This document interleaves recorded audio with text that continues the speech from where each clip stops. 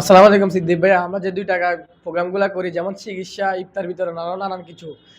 আসলে এগুলা কেন? আমরা কেন ২ টাকার বিনিময়ে করি এগুলা? আসলে মানুষ জানতে চায় এগুলা একটু বলবেন?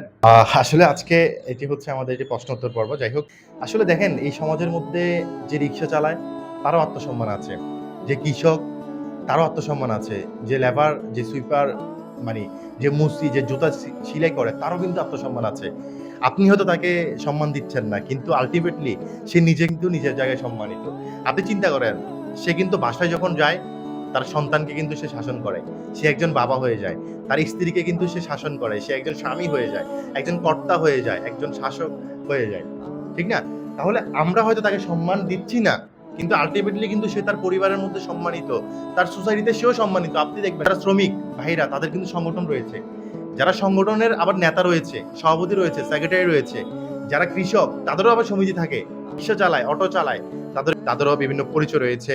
বিভিন্ন পেশাজীবী যারা তাদের সমিতি রয়েছে। অর্থাৎ সমাজের সকল পেশাজীবী যারা তারা নেতৃত্ব দেয়, তাদের একটা আত্মসম্মান, আত্মমর্যাদা রয়েছে। অন্তত এই বিষয়টাই ক্লিয়ার যে তাদের আত্মসম্মান, আত্মমর্যাদা রয়েছে। তাহলে তার যখন আত্মসম্মান, আত্মমর্যাদা রয়েছে, সে সাময়িক হয়তো অর্থনৈতিক সংকটের মধ্যে থাকার কারণে সে আমার কাছে আসছে, সে আপনার কাছে এসেছে। আমরা তাকে হয়তো কিছু বাজার করে দিলাম, তাকে হয়তো ইফতার করে দিলাম, হ্যাঁ? তাকে হয়তো একটা চিকিৎসা করে দিলাম। সে ৫-১০ হাজার টাকার অভাবে চিকিৎসা করতে পারছে না, সাময়িক অসুবিধার মধ্যে রয়েছে। আমরা তাকে চিকিৎসাটুকুন করে দিলাম। তার মানে এই নয় যে সে আসলে মানে তার জায়গা থেকে সে আসলে আত্মমর্যাদাহীন মানুষ। তার জায়গাতেই কিন্তু তার কিন্তু অনেক বেশি আত্মসম্মান রয়েছে।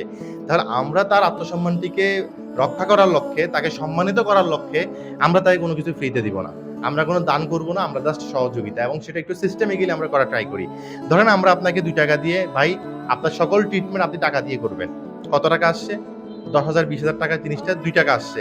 সে আমার থেকে টাকা দিয়ে করছে। সে কি লজ্জা পাবে? পাবে না।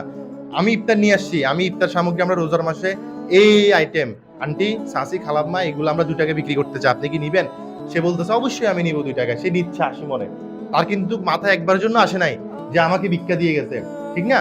তাহলে আমরা এই কারণে হচ্ছে আসলে কি ৳২ এগুলো বিলি করি। এই জিনিসটা আমাদের সোসাইটিতে অনেক পজিটিভলি আমাদের ভাইয়েরা গ্রহণ করেছে। এটা হচ্ছে আমাদের জন্য অনেক বড় শক্তি। আমাদের যে ভাই ব্রাদাররা আছে বা আমাদের যারা সিনিয়র সিটিজেন যারা আছে তারা আমাদেরকে বলে প্রায় সময় যে এই কনসেপ্টটা হচ্ছে আমাদের এটা দারুণ একটা কনসেপ্ট। যদিও আমরা এটা আমার মাথায় আসলে হুট করে আসছে এবং এটা ভাবলাম যে এটা আসলে মোটামুটি ইউটিলাইজ করা দরকার, কাজে লাগানো দরকার। সেই লক্ষ্যে আসলে আমরা ২ জায়গায় করছি। ইনশাআল্লাহ আমাদের আরো অনেকগুলো প্রজেক্ট রয়েছে। আগামীতে আসবে। আমাদের মূল কথাটাই হচ্ছে কারোর আত্মসম্মানের জন্য ব্যাঘাত না ঘটে। কাউকে আমরা ভিক্ষা করে ছোট করতে চাই না। আর যদি দান করি তাহলে আমাদের ধর্ম বলে দান করলে বামাত জানবে ডানাত জানবে না। আরে ভাই আমরা তো সংগঠন করি, আমাদেরকে তো আসলে জানাইতে হয়, শুনাইতে হয়, মানুষকে ইন্সপায়ার করতে হয়।